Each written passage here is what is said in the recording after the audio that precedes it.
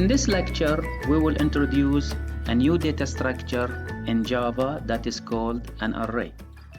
An array in Java is a special kind of object that is used to store a collection of data. Before we talk about the syntax and semantics of arrays in Java, first we need to explain to you when an array is needed in our programs. Then we will discuss and talk in details on how to define an array for a certain data type, how to initialize an array, or how to read data and store them into an array. Also, we will discuss how to access individual elements of an array and how to process arrays using for loops, followed by how to create array of objects and how to pass arrays to method as parameters and so on. So let's begin. We will start our discussion by introducing the following opening problem. Suppose you want to compute the average temperature for the 7 days in a week. If we want to write a program to compute the average for such temperatures, the question is how many variables do we need for these 7 temperatures?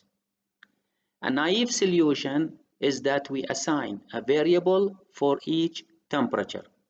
We read the whole temperatures, we write the equation for computing the average, which is the summation over 7, and then we print the result.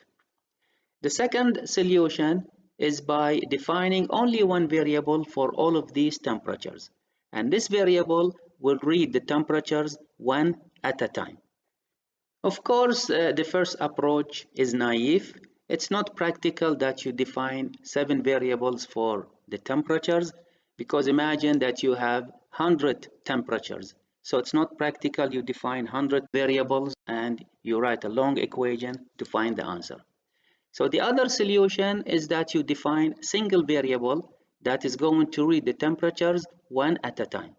Since what we need is to compute the average, so all what we need is to go over the temperatures one by one, find their summations and divide by their count, which is the number of temperatures.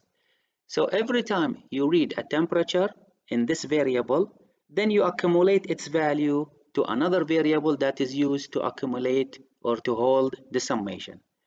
But in this approach, since you are using a single variable to read the whole temperatures, whenever you read a temperature, then its previous value is gone and it's not saved anywhere and does not exist. But do we really need these previous values? The answer is no. Why?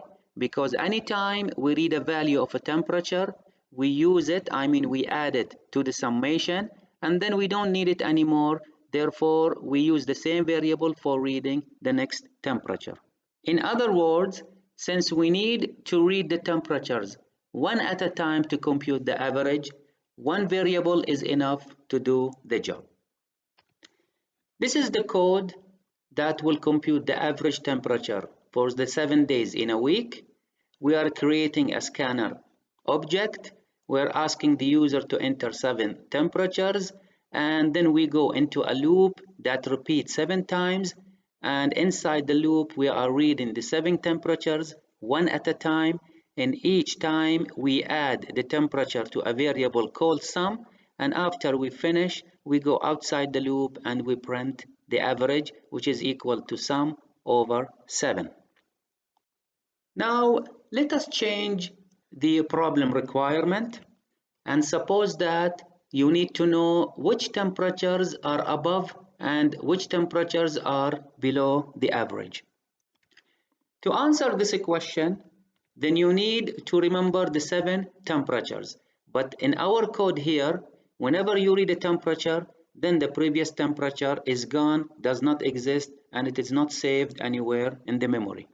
So how to change the code to solve the problem according to this new requirement?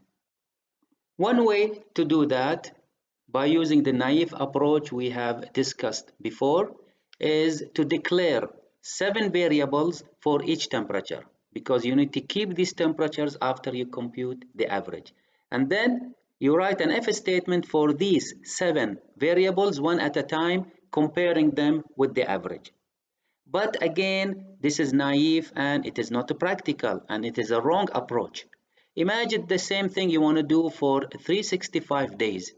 Then, is it practical to declare 365 days and write 365 if statements? That is really absurd and wrong. The efficient way to remember the 7 temperatures is that instead of defining a single variable for each temperature, we group these variables together into a collective item that forms one unit or a group of these variables. After that, whenever we want to use any of these variables, either for reading or writing, it is referred or accessed by the group name as well as by its location within the group. The location of the variable inside the group represents the index that the Java system uses to locate this variable inside the group. This group of these variables is called an array. So let us define formally what is an array in Java.